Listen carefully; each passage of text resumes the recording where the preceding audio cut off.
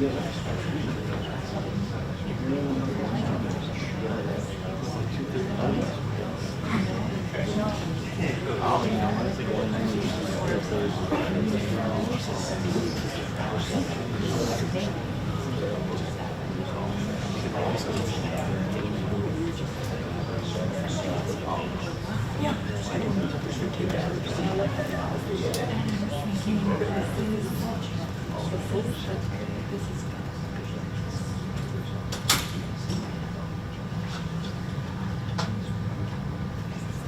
right, good afternoon, everyone.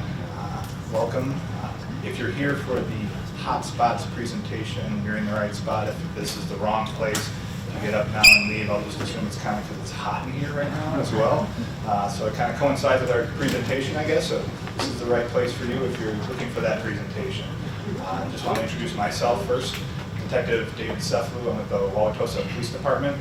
If you're like probably everybody in here, you're like, where is that?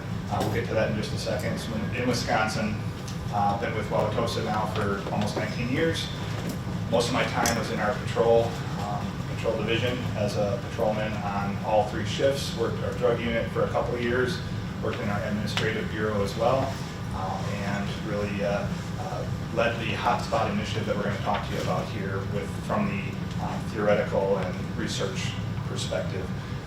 I'm also an NIJ lead scholar, law enforcement advancing data and science, and we'll get into the partnership and how that came to be. That kind of is the whole entire reason why we're here before you today, so we'll talk about that in just a second as well. And I will also introduce our partner that is not able to be here, Dr. Eric Pisa. He's a doctor from Northeastern University. He helped us out, partnered with us on this project. He was not able to be here today for the presentation, so without further ado, I'll turn it over to our lieutenant. Good afternoon. My name is Lieutenant Joseph Zintek. I've been in law enforcement for about 18 years. The first 8 years I was with the Baltimore City Police Department as an officer and a non-fatal shooting detective. After I got sick of that, I moved home back to Wisconsin and been with the Wauwatosa Police for about 10 years. I've been promoted to sergeant and now lieutenant. During that time, I served in patrol, the investigative division, as a detective sergeant. And now in patrol, I lead the second shift patrol, field training, and I'm the project manager of our hotspot program. Good to see you all. My name is Dominic Rakowski. I'm the crime analyst for TOSA. Been there for about 5-6 years. Started the whole program, the whole criminal intelligence unit from the ground up. We started with 1, and we are currently at 1. So we've grown a lot, which is just me. So I like to say I'm the supervisor of our criminal intelligence unit. I supervise the worst employee, me. I've got a master's degree from UW Milwaukee in crime data analytics, so this is kind of bread and butter. I specialize in mapping, social media, open source stuff. If you want to nerd out on open source, GitHub, coding, and all that, come talk to me after. I love that stuff. So. Perfect.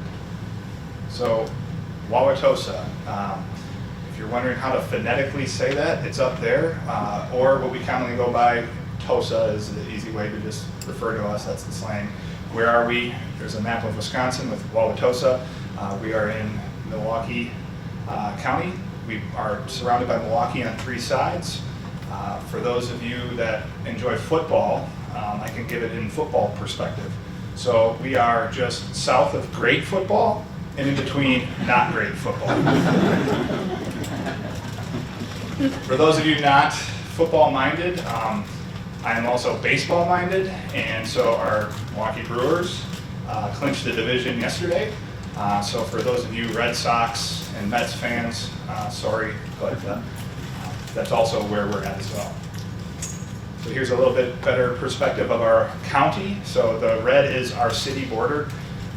We're surrounded by Milwaukee on 3 sides. And then we have outside jurisdictions, the suburban agencies in the other areas outlined in dark gray. So a little bit demographic information about our city specifically. We're in the Milwaukee metropolitan area. Milwaukee Metro is 1.6 million. Milwaukee itself, 600,000. To help give you a little context of where we are at in Wisconsin. Our geographic area is 13 square miles, just a little bit over. It's a fairly small geographic area, but we're at about 47,000 residents, so slightly dense populated area. The breakout, we're more females than males. The racial ethnic profile is just over 80% white, and then followed by the next largest segment, 7.5% black, African American, and then the rest of the percentages are smaller than that. Our poverty rate is fairly low, 5.8%. And then our per capita and median household income are there as well to kind of give you context around our city.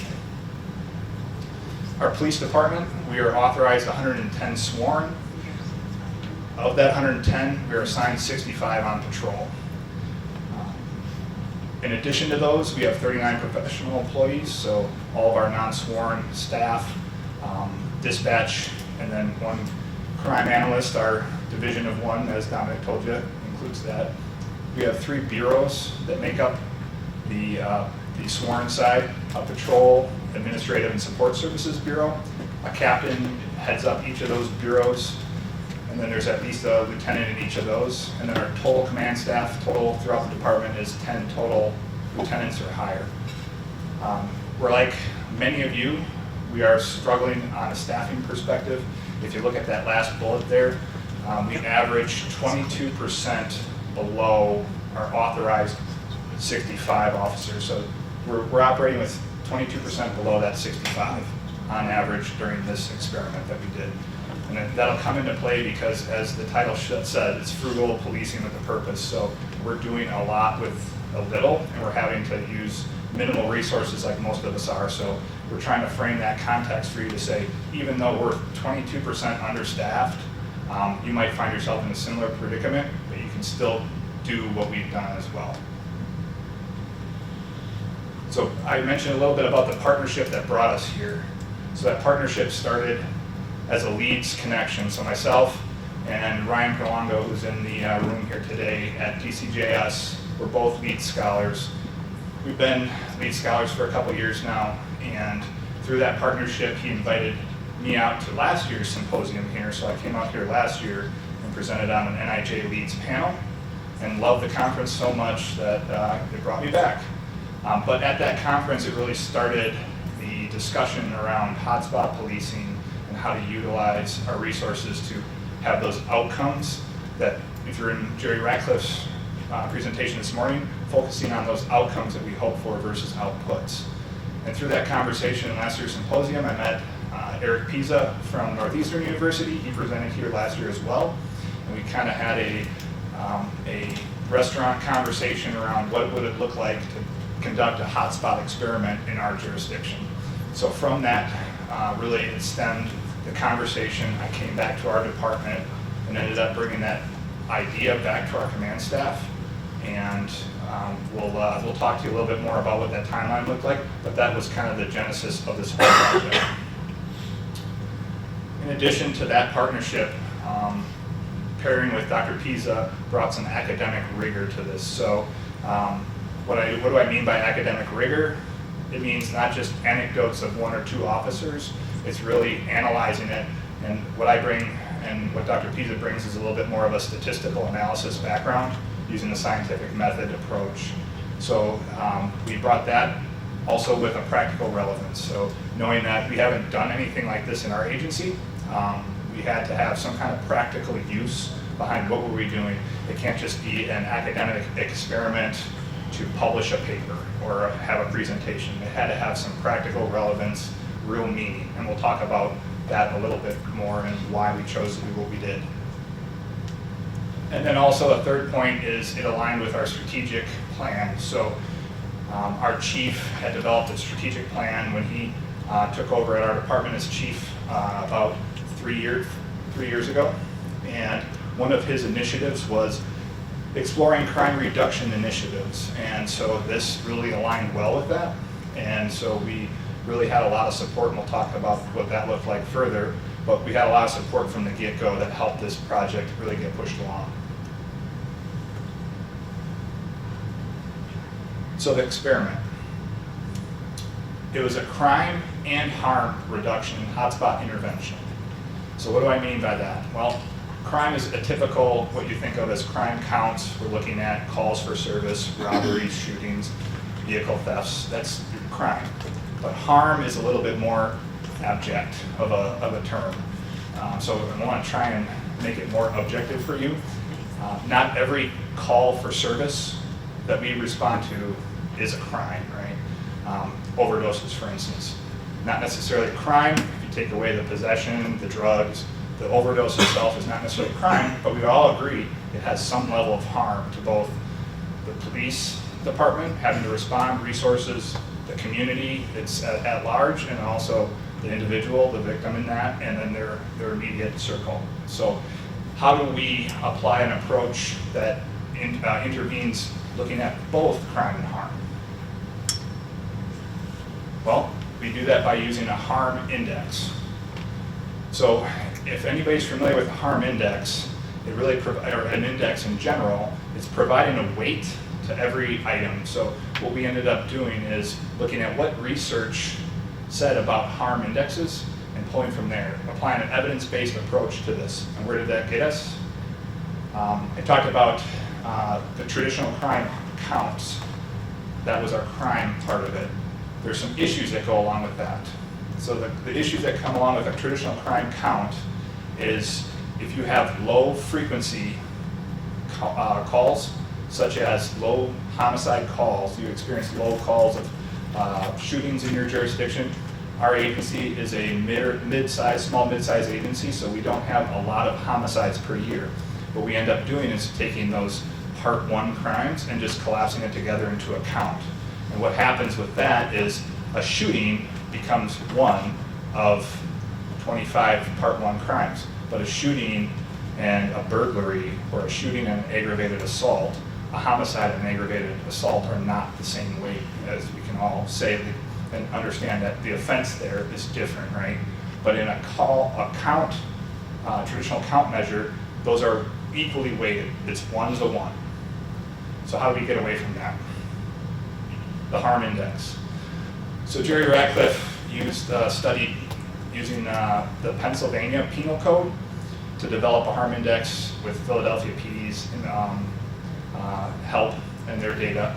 And what he did was he took the minimum sentencing under the Philadelphia Penal Code for every criminal offense and placed that as a weight. So looking at whatever crime was, what's the minimum days incarceration associated with that crime? That is the harm weight for that call. So furthering that concept, Lawrence Sherman from the University of Cambridge developed the Cambridge Crime Harm Index. And it also provided a weight to all these other social disorders that were not criminal. So we borrowed from that, like any good cop will do, and at least we attributed to him. And he knows that we're going to throw him under the bus here, but we made it better, and we contextualized it to Wisconsin. I'm not sure if it's better or not, but we did our own thing, and I'll describe how that worked out. So in the state of Wisconsin, we don't have sentencing minimums, we have maximums. So turn the next slide, and it'll be a little easier for me to describe. So our sentencing maximums, I used how many days in jail could you receive for committing these crimes. So sexual assault, you could get 60 years in jail. That's 21,900 days. So that is the weight or the severity of those crimes. These are just some examples, but I had an Excel spreadsheet with every statute, felony and misdemeanor, and that's what I used to base this portion of our harm index on. Using the statutes makes sense to me because the legislature, those are our elected representatives, they decided how severe those crimes were and what the penalty should be. So that is an indication of the severity of the crime and its impact on society from not me or Dave or Dom or anybody, the police chief. It's the elected people decided how serious these crimes were. So that's how serious they should be considered in our crime harm index. Where things got a little funky was when there wasn't a statute, a felony or misdemeanor to reference. This is where it became the Joe Zintek Crime Harm Index, because after seeing all the weights for the felonies and misdemeanors, I had to consider things that weren't those, weren't crimes, but still they had to have a weight because the police respond to them. We respond to many things that aren't crimes. It impacts society, impacts the police, so that all needed to be ready so I could turn this over to Don to create a map to identify our hotspots. Since that's what we want to do, is figure out where our problem areas were, using this information so we could go there and try to make a difference. So my judgment calls, an overdose in this category was a data failing of ours. We only had a category of overdose that doesn't take into account if it's fatal or non-fatal. Motor vehicle crash with injury, crashes and reckless driving are a big deal in our area, so I felt that weighing that 500 was a good place for it to be. Emergency detention, that's the way we would describe, I think somebody, you guys call it a 941. You take somebody who's suicidal or homicidal, take them to the hospital. So that's an emergency detention in Wisconsin. I gave that 25. So this is under the yellow line is subjective. The whole judgment calls is subjective, but under the yellow line is under 200 points, which we did not take into account in our harm index, so we only wanted 200 and above. Don can talk more about that. But so with my large Excel spreadsheet, putting all the weights in, I turned it over to Don to create the map that would show us where our hotspots were. So basically what we're looking at, we use our GIS, our Pro, to create our hotspot. We basically do a fishnet over it. If anyone knows our GIS or our Pro, we just do a fishnet, basically 500 foot by 500 feet for each square, which comes out to be about a block and a half, roughly. So we ended up with about 1,098 individual equal sized grids. And I took the harm index from Syntech and looked at every data point, every call from 2017 through 2019. We started working on this late 23, and if we look back 3 years from that, it would include the 1 full year of 2020, and our entire system changed, obviously, after 2020. So we wanted to look at what happened prior to 2020. So we have more consistent data, more consistent location information. And we developed, we narrowed it down from 1,098 all the way down to 21 specific spots that were considered high harm. And that was basically based on, if anyone knows a lot about the dispersion symbology in our Pro, we basically use like a natural breaks of where the points cluster along basically its line. So we want to go to the next slide. So once we did that, this is kind of where Eric Pisa came into play. He suggested that we join all the incident points to the street segments rather than just looking at the blocks, the 500-foot blocks, just because they were relatively small. We did that just because our jurisdiction is not that large. It's not as large as most areas in New York. It's only about 36 square miles, roughly. So we joined it to each street segment just so we can basically grab all the points that flow into that hotspot, those grids, and we grab every point within about 1,500 feet. That's what Eric Pisa recommended for us. Grab all the incidents within 1,500 feet just so we can capture the surrounding areas as well in order for us to identify the actual hotspots. And then you'll see up here kind of the yellow sections that we grabbed. Those were excluded just because they were so close geographically. This is only about a block. This is one of the largest and busiest intersections in the state. So naturally the crashes would be higher there, and we had technically 4 hotspot locations in that spot, but we excluded 3 of them just because it kind of always had one has a control that is physically touching another grid. It didn't make sense. So we grabbed 4 specific grid squares within each one of our sectors. I think Joe is going to talk a little bit more about how he's physically selected each and every 4 control spots. Yes, I am. So after the crime harm index is created, I give it to Dom, and he provides this map, which give us about 21 spots that are hot in our city. So then the next task was, we're not going to deploy 21 officers to all these spots, so we wanted to narrow it down. Originally, we talked about 5 spots. It actually ended up to be 4. Our city's broken up into 4 patrol areas, so I thought 1 hotspot per patrol area would be a good way to spread out the labor. And then there were some areas that some of the hotspots that I just tossed out of consideration from the beginning. One of them is we have a large shopping mall. We already have an officer assigned there on second shift every day. Adding another officer, I felt like we already had that covered, so I wasn't going to double up. I wanted the most bang for our buck, so where are the biggest problems, where can we make the most difference? That was my thought process. So the mall's out. We have some of these spots down here, these green spots. We have a regional medical center that has a children's hospital, a trauma center, a medical college, and we have 2 officers that are assigned there every day. And it's a hospital. My decision was a hotspot patrol is not going to affect the crime that happens in the hospital.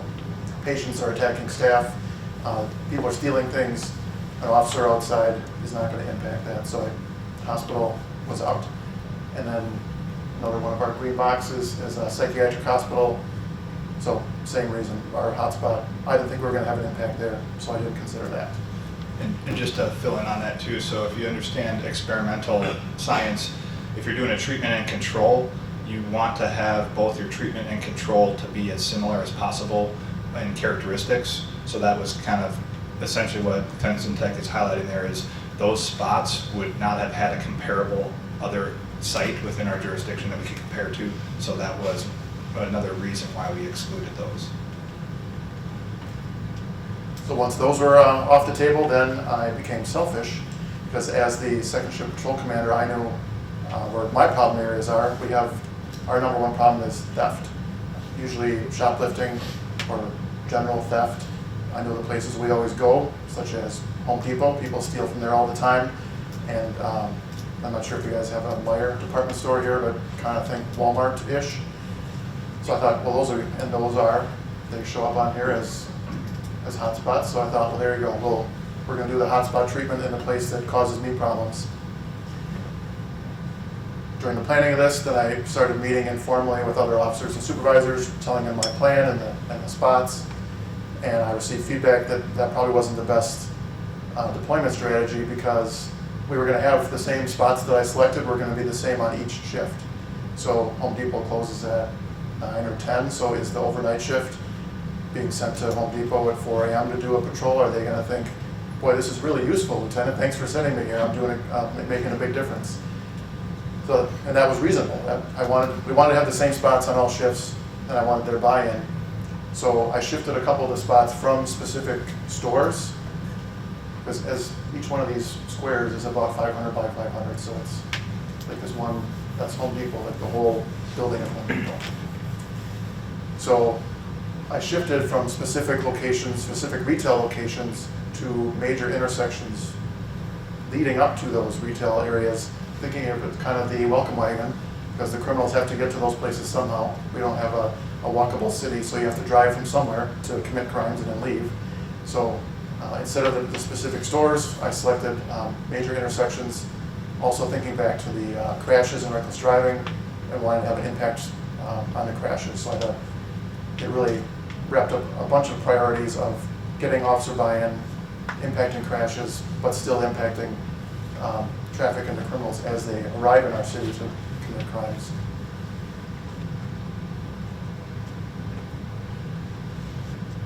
So then we had the 4 spots selected, which are the red locations on the map. Those are the final 4. So our implementation of this plan, it officially started at our department after whoever Dave coerced to agree with him in November of 2023.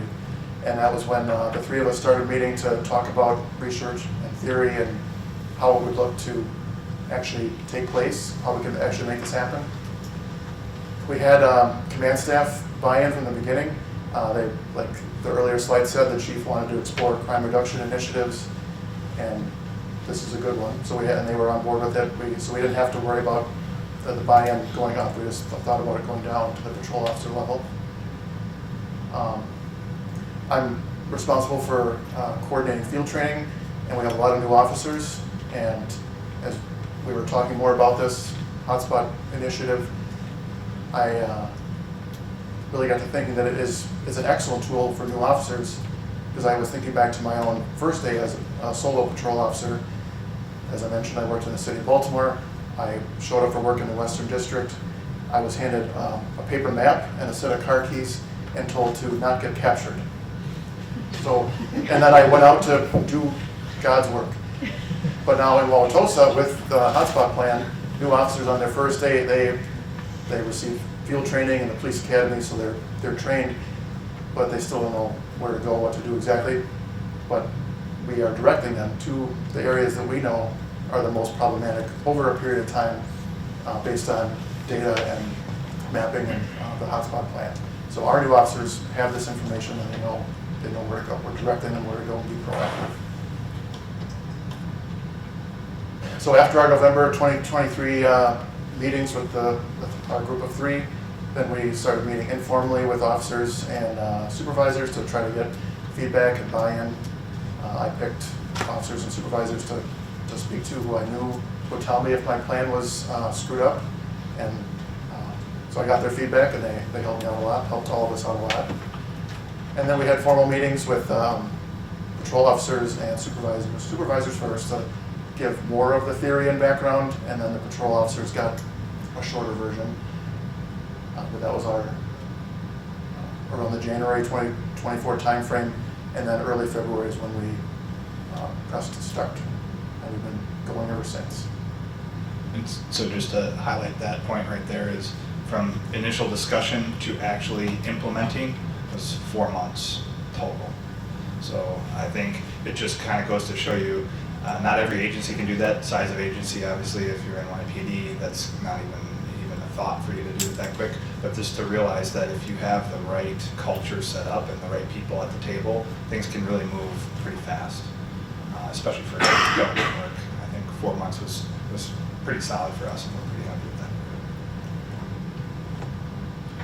So our final plan was the 4 hotspots, like I mentioned. They're the same on every shift. They're 15-minute patrols per shift, per spot. So every shift is going to the same place, 15 minutes apiece. We don't leave it to the patrol officer to figure out when that time should be, or for them to forget or not want to do it or whatever. They produced a random list of times for each spot, plus an extra one in case something came up and we missed one of our original times, for 6 months, and gave that whole list to the dispatch center. So they're in charge of sending the officers to the spot. So it eliminates the patrol officer from that, like I said, the forgetting or the decision making. Dispatch has all the times. They create a call and dispatch the officer to the location. Once the officer gets to the location, the absolute minimum thing that we ask them to do is to sit there in their patrol car with their red and blue lights on in a static mode. So not flashing like there's an emergency, they're just cruise lights or solid. So it's hopefully to provide presence and deterrence, but not to freak people out. So that was the minimum. Just go there, write a report, look at your phone, just be there. So that's what we were hoping for. Extra stuff that officers did was they did foot patrol in the areas. They went in and talked to business people. They did traffic stops. They did other FI stops, field interview stops. So they did more than a minimum usually, but at an absolute minimum, they just went there. And I thought that was a buy-in to the 15 minutes and the minimum action. I wasn't asking a lot, just go there for 15 minutes and then leave. To track the activity in the hotspot, we used a couple different methods. In our records management software, the officer would enter, would just type out what he or she did at that spot. So if the minimum action was sat in parking lot with static lights on, that's what the officer would type. So then we can look at it later and see what their actions were. Our dispatchers created a new call for service code for proactive measures like this, so that can be sort of separate from other calls. It's identifiable as a directed patrol, so we could count it that way. And then the word event is that means our software has a way we can link two connected calls that have different call numbers. And that was helpful too, because there was times that officers would be at the hotspot and then something else bad would happen nearby, so they'd leave the spot to go take care of the other police business. And we wanted to capture that as in they were in the right place to do something good because we told them to go there. So we wanted to have a way to try to link that. We talked about how are we going to know if this is even working. And our initial thought was we'll look at dispatch data because we'll know what time the dispatcher sent the officer to the call on our computers that press on scene and then clear after 15 minutes, so we will see the times of arrival and departure, and that would be our evidence that they went there. But through our partnership with Dr. Pisa, he suggested we use AVL data, automated vehicle location data, or GPS. All of our patrol cars have GPS, so we're able to pull out that data, which is 18 million points of data over a short period of time, and know, not just from the officer saying that they did, but from looking at the GPS and knowing that they drove their car there and they were there for 15 minutes. And so we had 90 and 180 day reviews set up. So after 90 days we did, even though it was just a tiny bit of data, we wanted to peek under the hood to see how things are going. One of the things we looked at was Don provided a small percentage of the GPS data, and there were certain shifts that weren't going to the spots as long as they were. So that was a meeting with supervisors to press them to make sure that the officers were actually going there for 15 minutes. You want to make sure that they're doing it.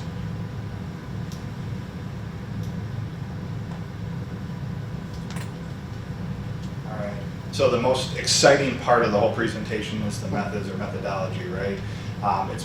It's a necessary evil, I guess, and I don't mind it because I'm kind of nerdy that way. But I just want to explain a little bit of what were the methods we used so that you can kind of know if you wanted to replicate something like this or understand is anything we're saying here worth believing. Randomized controlled trial. So we use that term a little loosely. It's not a full-up randomized controlled trial like Lieutenant Zintek said. There's a little bit of non-random selection here. A true randomized controlled trial will have all randomness to it, but nonetheless, we still had a treatment and control, and we had completely randomized treatment times that we went to these spots. The simple randomization, for those that understand randomness, there's two different ways that you can do random selection, and we use the simplest method because we wanted to keep it simple. The 3.5 hours exempt. So in a 24-hour period, we only had 20.5 hours that were available to be assigned the treatment spots. We did that because initially at the onset, we discussed at shift changes, we are at our lowest staffing levels on patrol, like everybody, right? If you refer back to our beginning data, we were at 22% understaffed in patrol as well already. So we are very low staffed at shift change. And we wanted to take that hour of shift change out of consideration so that we're not sending officers to a treatment when we are in our lowest staffing levels of the day for those shifts. It was originally 3 hours. After a little bit of feedback from our day shift officers, we incorporated another half an hour because day shift is especially low from third shift or the night shift into days is the lowest staffing that we have in our department. And so highlighted that point to say we remained agile and flexible enough to adjust our experiment real time to say we'll take another half an hour, so 2 15-minute blocks out of consideration. So for this 3.5 hours out of 24 hours were not treated ever. Stratified random, back to Lieutenant's point of there are 4 patrol sectors, or the smallest geographic area of patrol assignment in our city. And so we essentially we kept that map in place and then looked at one treatment per sector.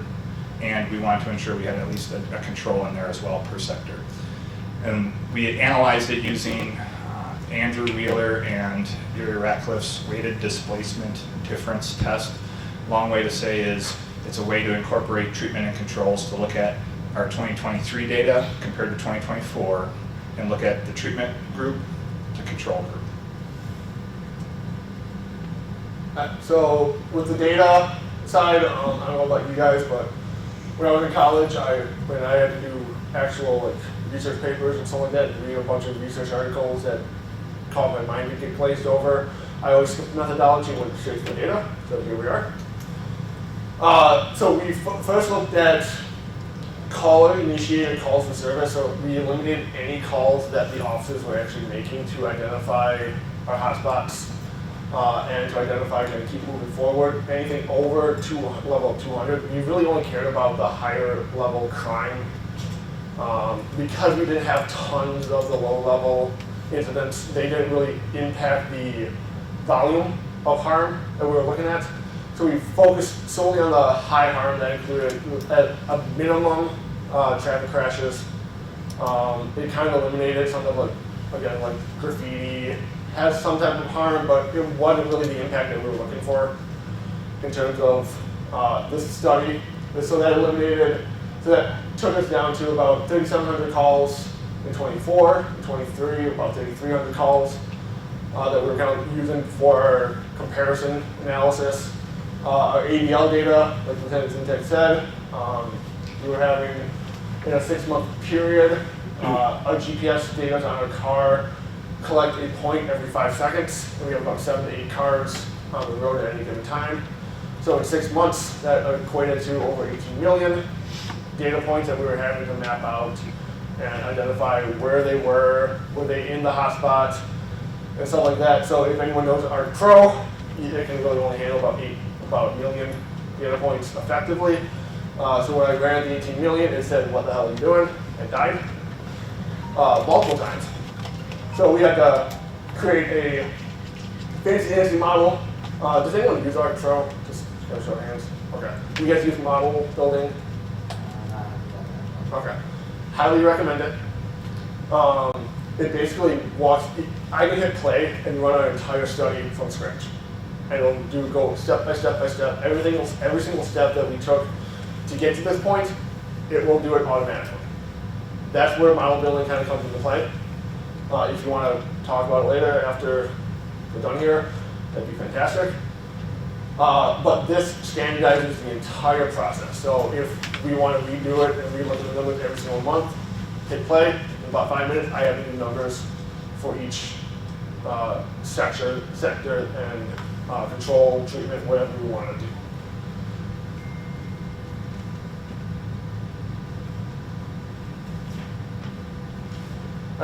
So what does that kind of all look like? So this is kind of our calls to service. In our control section, we averaged about 60 calls per month compared to our treatment, which was about 70. Our call data was super inconsistent, I guess, when we look at month by month by month. Seasonality is huge in our part of the state, as it is probably New York. Winter hits us hard, but maybe not as hard as Buffalo. But when we look at a lot of this data, we can see a lot of these big spikes, big dips. But once we started the treatment, we saw this massive spike in treatment areas in call data, and we're like, why are we seeing that? It's just the natural ebb and flow, randomness of our call data. But overall, it remained relatively consistent throughout, looking at the averages per month. So if I want to go to the next one, is going to be the harm levels. Again, you can kind of see the harm in both our control and our treatment kind of go up and down. The rate is about the same until we get to our treatment section, which we can see a rather large increase in our control section in harm levels. Relatively consistent here, and then June and July, we had this massive increase in harm levels. And the rate changed pretty dramatically when we looked at, after about a 6-month period, the rate dramatically changed. We had some really high profile violent incidents, a couple shootings, armed robberies, all in that 1 month. I think Dave will end up talking a little bit about some of those success stories that we had. But that drove a lot of the harm levels in our treatment sections. But the big issue with that is that they weren't happening in they weren't happening in a treatment, they were happening in our control, which was a success for this study. And then when we look at ADL data, we really only wanted this to make sure that the control guys are doing what they were supposed to be doing. So when we look at 2023 compared to 2024, pre-post test type of thing, our treatment almost doubled in terms of presence. So we knew that we actually had a presence available. And so if we didn't have that presence, the whole study would have been kind of pointless. Because if the officers weren't going to those locations where they were supposed to be, there'd be no way of saying this study actually worked. But seeing as we had a massive increase in presence, we knew that whatever results we came out with at the end could be easily attributed to the hotspot initiative that we're doing for the last 6 months. And again, we eliminated anything in this section because I didn't want to kill my computer even more. With ADL data, that would have been probably 50 million data points, and my computer was already hating me at that point. So results. All right, so this is like the fun, exciting part, right? You're waiting to see what we came up with, right? Well, let's look at total calls. There's no difference, right? So there's no difference between our treatment versus our control areas on total calls for service. That is significant finding in my view, because back to that issue of traditional crime counts. If you were just using crime counts or call volume, we had no difference. But when you look at harm, we had a 22% decrease in overall harm from our treatment compared to our control. And that, for those nerds in the room, it's a p-value of 0.001. So very significant. So that is the total harm decrease. When we looked at presence, like Dominic said before, we did have a significant increase in police presence the entire time in the treatment area compared to the control area. It was 36% higher presence in our treatment. What does that equate out to? We'll get to that in a second. But when you look at these numbers tell one story, but to me, they don't really tell a good story. They're just numbers. And we'll look at a little bit more in the terms of numbers here. This table here is just breaking down the 6 months worth of data that we're looking at here from February to July, and then our 3 variables: total calls, harm levels, presence, broken out treatment control. The total calls, I'll show you here, there was no difference. So the net effect, we actually had an increase of 18 calls higher in our treatment compared to our control, but that was essentially a 0% increase, and it was not significant. The big number that you're going to see here, that's harm. 78,000 points of harm lower in our treatment compared to control. And then presence, 136,000 plus points higher in presence, and that equates out to just over an hour a day more in the treatment hotspots compared to the control hotspots every day. So we experience 1 hour of presence more in the treatment versus the control, and that'll be significant when we talk through our findings. A little bit more detailed here. What does that come out to? Like we said, the net effect on the bottom here, for those that can see it, 0%, no change in total calls. There is no difference. So if in your annual reports, as administrators, you're reporting out your calls for service and just looking at those or call counts, there is no difference, and we would lose the impact that we're looking at here, but 22% of harm. So that's 78,000 points of harm, or 22% reduction. What does that even mean? And this is where I think the story gets a little bit better, and we can kind of contextualize it and talk about why harm is important to address. 288 retail thefts worth of harm that equates out to. So a retail theft in our jurisdiction, in our state, the maximum penalty is 270 days in jail. It's a Class A misdemeanor. So each retail theft is weighted at 270 times 288, gives you that 78,000. That's the weight if you just looked at retail thefts. How about we look at something else that's probably pertinent to many people? Burglaries. 17 burglaries. That's the prevention that we're talking about here. If we just targeted and said all that harm was attributed to burglaries, 17 of them. Now I can tell you that in our jurisdiction, we, I think, commonly have maybe 40-ish to 50 burglaries a year. So preventing 17 is quite a big feat. Or we go violent, just over 5 armed robberies worth of harm. So armed robbery had a weight of 14,600. We had a number of armed robberies in our city, including in our control areas. We had 0, I think, in our treatment areas during this time period as well. So that quantifies how much harm was prevented. Not necessarily that we prevented 5.3 armed robberies, but that's the weight of harm that we prevented. And this is all theoretical. So what we did after work last week, before we came here, was we ran the numbers again to see what specific crimes, what incidents, individual incidents looked like, and we had massive decreases in kind of the ones that we were focusing on. Crashes went down very significantly.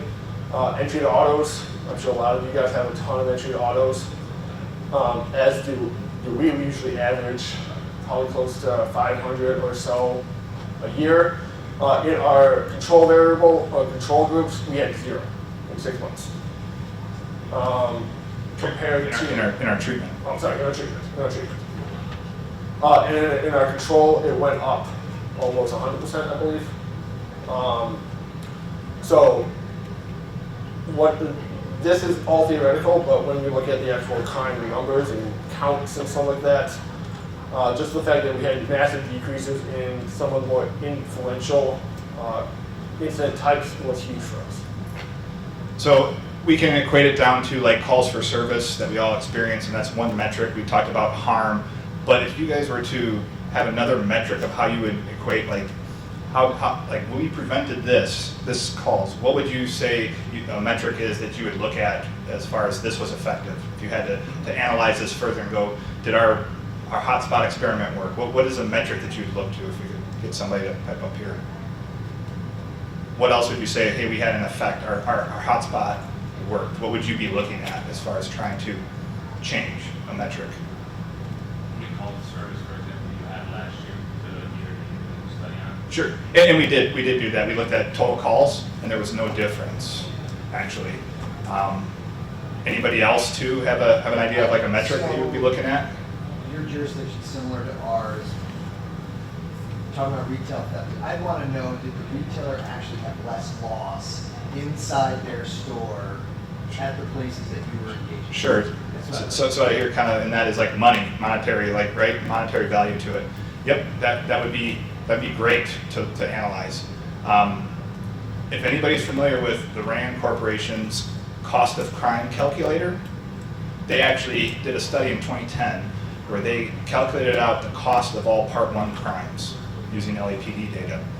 And they put a price tag on each Part 1 crime, including robbery. So, adjusted for 2024 inflation, armed robbery is $96,878 per incident. So, a cost savings to our community, if you look at that 5.3 armed robberies that we had prevented, it could have been a savings of over $500,000 if you use those numbers. So yes, and monetary, or using retailers' loss as well as a metric. But we used it as what's the cost of those calls for service as well as our metric. So just real quickly to tell a couple quick anecdotal stories. During this whole time, I was on patrol. I just been recently promoted to detective. But I was working day shift patrol during this whole experiment, so I got to eat, live, breathe, sleep this experiment and be part of it. So it was kind of fun to be behind the scenes, but also on the front lines of it. The stolen auto story is I was at one of our hotspot DPMs doing my 15 minutes when a flock camera, which Elper's unit, 6 blocks away, alerted on a stolen auto. My partner, who was in our same squad area, was 4 blocks away from me, sees the stolen auto pull into a McDonald's lot. We eventually, long story short, make arrests, recover the stolen auto. I'm able to link that call, that's recovery of the steal and the arrest, to the hotspot DPM using what Lieutenant Zintek said was our event number, because I was at the hotspot at the time and place assigned to be there. So we wanted to attribute that story. And it's an anecdotal story, but it goes to give some credibility that there's more of those. And the robbery, so for instance, pointing and aiming robbery, we had a different hotspot on 3rd shift at about 2 a.m. An officer, 3rd shift officer, was assigned at a hotspot and is sitting there when he sees 5 subjects walking by. The 5 subjects miraculously don't see his mark squad with the steady red and blues on. They decide to, in good fashion, pull out handguns, wave them around, and he ends up making arrests of those. That's an anecdotal story because we want to say, if you ask your officers, especially your 3rd shift officers, pick a spot on your shift in your area, go there for 15 minutes today, would you have picked that spot at that time? The Curry Park shooting, Don mentioned we had a shooting in our control area, and this is a highlight, kind of that fact of Lieutenant picked our treatment areas, but then we had control areas that were comparable areas to our treatments. We had a shooting that was in our control area. We highlighted that this is good evidence that our intervention, the presence, is having positive impact in our treatment area because it's happening in the control area, not our treatment. And that was just an anecdotal story, but our analysis showed that that's actually the case using our statistical analysis that we used. So where do we go from here? And how does this apply to everybody here? You've heard the phrase, do more with less. I'm trying to coin, do less with less. So we have less officers, 22% less on average, but we want to do less work. We want to respond to less calls. We want to have less harm. So I think kind of showing that method, that mentality that we have here of addressing both crime and harm, and how does it play out, I think we're showing that hopefully you can see that you can do less with less. The benefits that we had through the partnerships and those relationships, I can't stress enough. We're here today because of that initial partnership and that collaboration, and we couldn't have done this without everybody involved in this project that we've mentioned. So don't go at it alone, especially if you're a smaller size agency like ourselves. You have people that are experts in those fields that can offer assistance that are willing to. Evidence-based policing. We've heard it this morning from Dr. Ratcliffe. Jerry is a big proponent of it. We should be doing Ryan research. I think ours falls in the Ryan Reynolds to Ryan Gosling area, if you were there this morning. But really what it comes down to is don't just come up with a good idea fairy. Draw from what evidence has shown to be impactful for the problem that you're trying to attack. And then kind of wonder the next iteration of this. We talked about we reduced crime harm, but what kind of workload implications does this have, especially when you start looking at officers' discretionary time? We had a 78,000 decrease in harm, but I wonder what that looked like from officers' non-discretionary time perspective as well during that same time period. If their non-discretionary time decreased, giving them more freedom. Then if you want to try to replicate this, have somebody like Dave or Lieutenant Zintek or an analyst who understands statistics, data, research. You mentioned that your agency is about the same size as ours. Do you have an analyst? So we do not have an in-house analyst. We partner with a crime analysis. We're actually working with the Capital Region Crime Analysis Center to try to get to some of these locations right now narrowed down our jurisdiction. Perfect.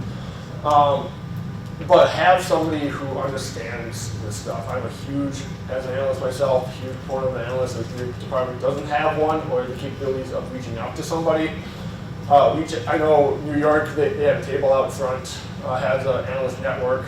Reach out to them, they can help you out. I'm on the board for the Wisconsin Analyst Network.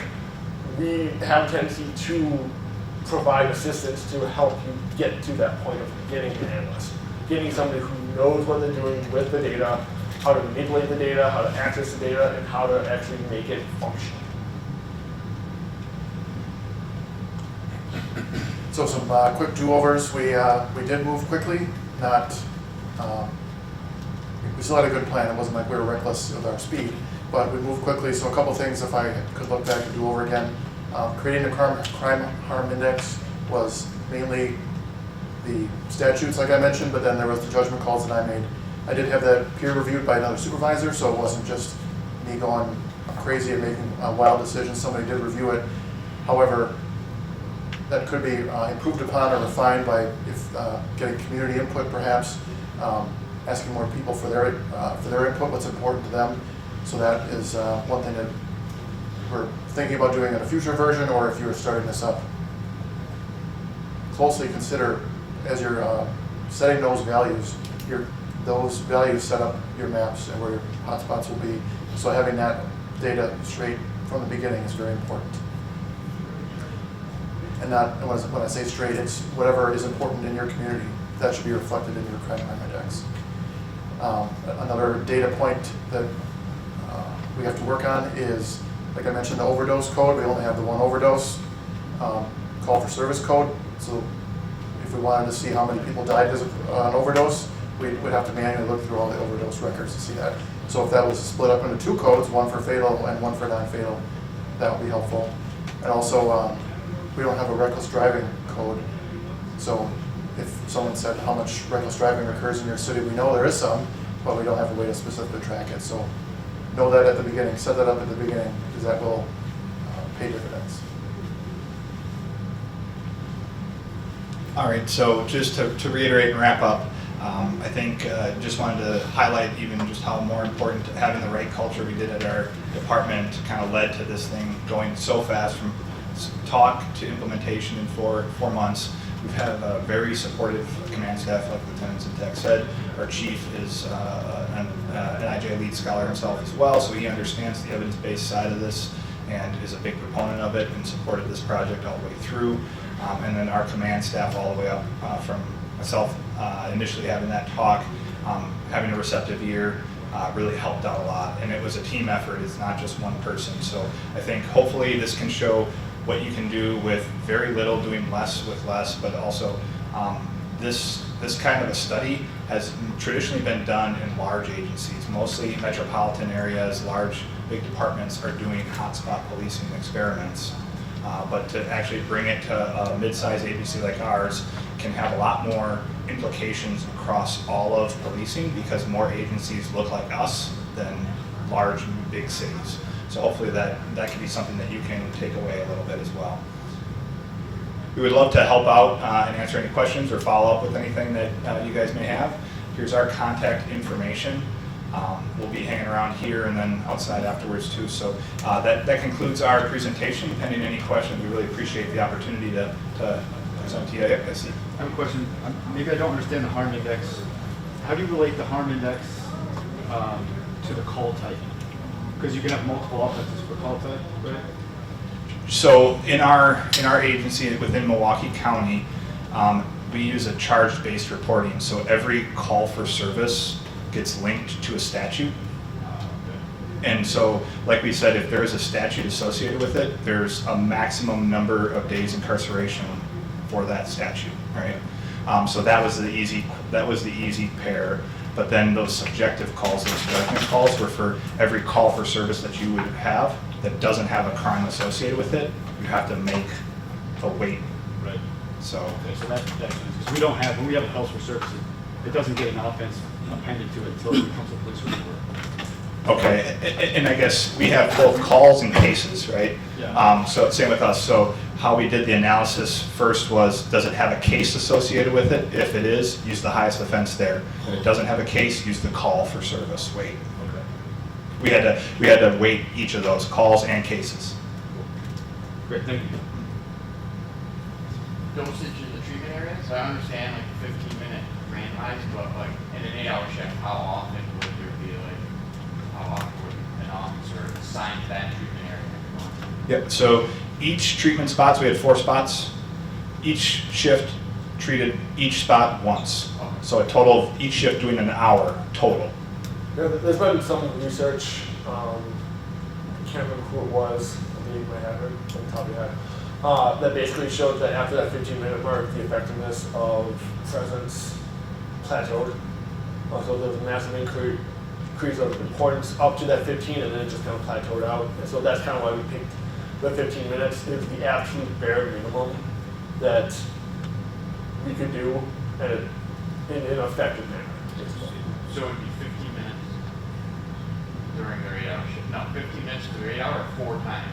So there were 4 spots. Oh, okay. Yep, and one spot per shift got 15 minutes. Yep, and so to highlight that, if you're looking for the research, Chris Coper and Cynthia Lum, they're good researchers that have studied that. And then there's also some research that just came out of Australia that said how long of a deterrent effect, residual effect, does showing up in a hot spot give you?